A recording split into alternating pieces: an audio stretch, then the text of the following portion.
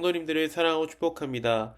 2월 26일 생명의 삶 함께 나눌 말씀은 요엘서 2장 1절에서 17절 말씀입니다. 요엘 2장 1절에서 17절 말씀 읽도록 하겠습니다.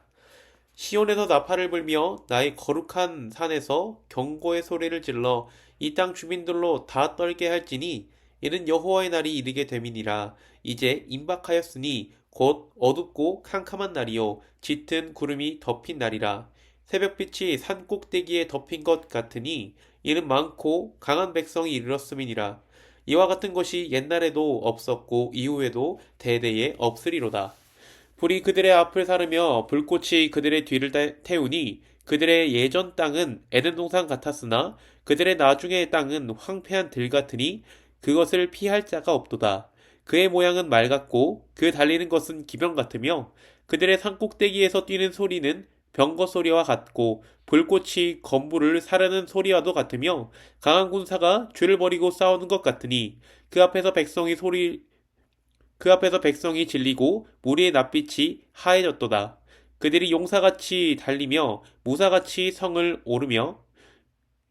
기어 오르며 각기 자기의 길로 나아가되 그 줄을 이탈하지 아니하며 피차 부딪히지 아니하고 각기 자기의 길로 나아가며 무기를 돌파하고 나아가나 상하지 아니하며 성중에 뛰어들어가며 성 위에 달리며 집에 기어 오르며 도둑같이 창으로 들어가니 그들 앞에서 땅이 진동하며 하늘이 떨며 해와 달이 캄캄하며 별들이 빛을 거두도다. 여호와께서 그의 군대 앞에서 소리를 지르시고 그의 진영은 심히 크고 그의 명령을 행하는 자는 강하니 여호와의 날이 크고 심히 두렵도다. 당할 자 누구랴? 여호와의 말씀에 너희는 이제라도 금식하고 울며 애통하고 마음을 다하여 내게로 돌아오라 하였나니 너희는 옷을 찢지 말고 마음을 찢고 너희 하나님 여호와께로 돌아올지어다. 그는 은혜로우시며 자비로우시며 노하기를 더디하시며 이내가 크시사 뜻을 돌이켜 재앙을 내리지 아니하시나니 주께서 혹시 마음과 뜻을 돌이키시고 그 뒤에 복을 내리사 너희 하나님 여호와께 소제와 전제를 드리게 하지 아니하실는지 누가 알겠느냐? 너희는 시온에서 나팔을 불어 거룩한 금식일을 정하고 성회를 소집하라. 백성을 모아 그 모임을 거룩하게 하고 장로들을 모으며 어린이와 젖 먹는 자를 모으며 신랑을 그 방에서 나오게 하며 신부도 그 신방에서 나오게 하고 여호와를 섬기는 제사장들은 낭실과 제단 사이에서 울며 이르기를 여호와여 주의 백성을 불쌍히 여기소서 주의 기업을 욕되게 하여 나라들로 그들을 관할하지 못하게 하옵소서. 어찌하여 이방인이 그들의 하나님이 어디 있느냐 말하게 하겠나이까 할지어다. 아멘. 선지자 요엘은 바벨론에 의해서 유다가 멸망하기 전 시대에 활동했던 선지자입니다. 그는 메뚜기 재앙과 이방 민족의 침략으로 이스라엘이 멸망당할 것을 예고했습니다. 그리고 이러한 것에서 벗어날 길로 민족적인 회개를 요구하였던 선지자입니다. 늙은 자들, 땅의 주민들 등 지위여하를 막론하고 모든 백성에게 심판의 메시지를 전하며 민족적인 회개를 요청합니다. 왜냐하면 당시 여호와의 날이 이르렀기 때문입니다. 여호와의 날은 이방 민족이 심판을 받고 이스라엘이 구원을 받은 날로 당대에는 인식하고 있었습니다. 하지만 선지자 요엘이 선포한 여호와의 날은 이스라엘 백성의 심판의 날이었습니다. 회개가 없이는 모든 사람들이 심판을 면하지 못할 것입니다. 1절에서 3절은 여호와의 심판의 날에 대해서 상징적으로 묘사하고 있습니다. 여호와의 날은 어둡고 캄캄한 날이며 짙은 구름이 덮인 날로 표현하고 있습니다.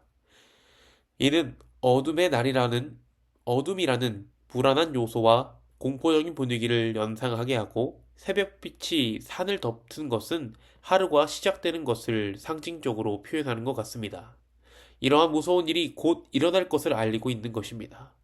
하나님의 심판으로 최초의 낙원인 에덴 동산 같았던 이스라엘은 이전의 모습을 찾아볼 수 없을 정도로 황폐해질 것을 경고하고 있습니다. 더욱더 무서운 것은 하나님의 심판을 피할 사람은 단 한 명도 없다는 것입니다. 모든 사람이 죄를 범하였으니 하나님의 영광에 이르지 못한다는 로마서의 말씀처럼 모든 사람이 심판의 대상입니다. 하나님의 심판의 도구로 사용되는 나라의 군사들에 대한 묘사가 4절부터 12절에 말하고 있습니다. 하나님의 심판의 도구들이 달리는 것은 기병 같고 뛰는 소리가 말을 탄 병거와도 같아 이를 듣는 모든 사람들은 겁을 먹을 수밖에 없을 것입니다. 그들은 소리만 무서운 게 아니라 실제적인 전쟁에서도 능한 군인들이었습니다. 용사와 같이 달리고 무사와 같이 성을 기어오르고 개인의 기량이 훌륭했습니다. 하지만 개인의 기량이 훌륭하다고 미쳐 날뛰는 그러한 군인들이 아니라 잘 훈련된 군인으로서 오화열이 정확해서 줄을 이탈하지도 않는 정예부대적인 이미지를 우리에게 부여하고 있는 것이죠. 이러한 하나님의 무서운 심판은 그 누구도 감당할 수 없음을 말하고 있는 것입니다. 어떠한 사람도 하나님의 진노 앞에서, 하나님의 심판 앞에서 감당할 수 있는 사람은 없습니다. 요에서는 그래서 12절에 말합니다. 너희는 지금이라도 금식하고 울며 애통하고 마음을 다해 돌아오라고 말이죠. 금식을 생각하면 우리는 밥을 먹지 않고 기도하는 것을 연상합니다. 하지만 하나님께서는 지금 이 다음 절은 뭐라고 말씀하고 계신가요? 하나님께서는 옷을 찢는 것이 아니라 마음을 찢으라 라고 말씀하십니다. 마음을 찢는다는 것은 도대체 무엇일까요? 우리는 금식을 생각할 때 단순하게 밥을 먹지 않고 기도하는 것을 생각합니다. 이 개념이 맞기는 하지만 조금은 부정확합니다. 수술을 위해서 병원에서 밥을 먹지 못하게 하는 것도 금식을 하는 것입니다. 금식을 생각할 때 우리는 기도를 이루기 위해서 하나님께 작정하고 나아가는 것을 생각하게 됩니다. 하지만 반대입니다. 정말 마음을 찢는 회개, 마음을 찢는 금식은 정말 하나님께 매달리고 하나님께 집중하다 보니 밥때를 놓치는 것이 성경에서 말하고 있는 금식입니다. 내 소원을 이루기 위해서 금식을 하는 것이 아니라 정말 너무나도 간절하게 하나님께 매달리다 보니 밥때를 놓치게 된 것이죠. 간혹 아이들 중에 중고등학생 중에 게임에 과하게 몰입해서 밥도 먹지 않는 것을 보거나 들은 적이 있을 것입니다. 게임에 집중하였던 것만 다르지 게임을 하나님으로 바꾸어서 이해한다면 그것이 성경적이고 하나님께서 우리에게 말씀하시는 금식입니다. 나의 의로 하는 것이 아니라 믿음으로 하나님께 매달리다 보니 밥때를 잊은 것이죠. 여호와의 나를 면제받을 수 있는 길은 오직 하나님이 선하시며 사랑하시며 회개하는 자들을 용서하시는 사랑의 하나님이라는 것을 믿고 의지하는 믿음인 것입니다. 믿음이 이깁니다. 믿음이 하나님의 심판에서 벗어날 수 있는 유일한 길이라는 것이죠. 오늘도 옷을 찢는 것이 아니라 정말 마음을 찢음으로 하나님께 나아가는 우리 성도님들 다 되기를 간절히 소망합니다. 오늘도 우리는 말씀을 가지고 세상으로 나아갑니다. 일상의 예배자로 살아가기를 소망하는 우리 성도님들 하나님께 집중하시기를 바랍니다. 하나님께 기도하며 의지하다 보니 정말 먹을 것을 잊어버리는 마음을 찢는 우리 성도님들이 되기를 바랍니다. 하나님을 믿고 의지하는 자들의 손을 놓지 않으시는 자비가 넘치시는 하나님이십니다. 오늘도 우리의 간절한 기도를 들으시고 일하시는 하나님을 믿고 의지하며 일상 예배자로 살아가는 우리 성도님들이 다 되기를 간절히 소망합니다. 기도하겠습니다.